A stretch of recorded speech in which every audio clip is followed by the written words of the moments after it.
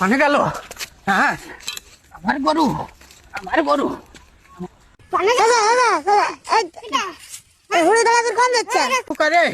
আমার সে গরুটা হারাই গেছে, আমি ফাঁদি দিত।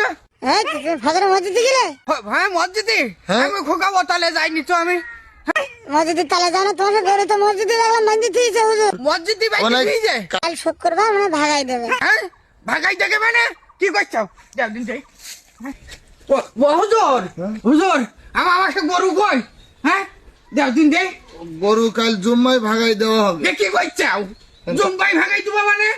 হ্যাঁ কার গরু নাকি? আমার গরু।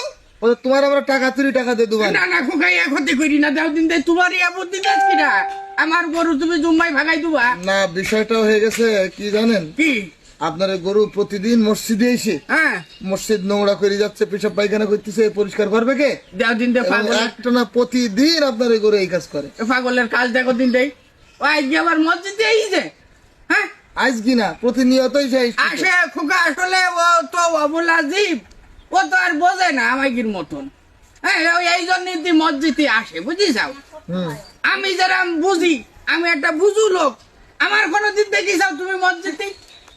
হ্যাঁ এই 68 বছর বয়স আমার, আমি আজ পর্যন্ত বলে মসজিদে বাদ দেয়নি। আমি বুঝি। তুমি বোঝো বলিতে মসজিদে যাও না? হ্যাঁ লজ্জা করলে এই কথাটা বলতে? কেন খোকা?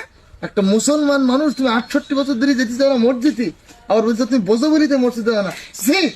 আমার লজ্জা করতিস তো।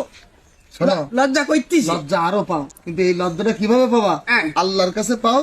তুমি জোহরের তে মসজিদে এসো, কেন কিয়ামতের দিন মরার পরে কিন্তু সর্বপ্রথম নামাজের হিসাব নেবে বলো আল্লাহ। জোহরের তে আর ধান্তা গাড়ি করি না চাচা, আসবো তো? না তা তো আসবো। তা আমার সে গরুটা ভাগাই দেয় হ্যাঁ আর কি মিথ্যে গরু দেওয়া খোকা।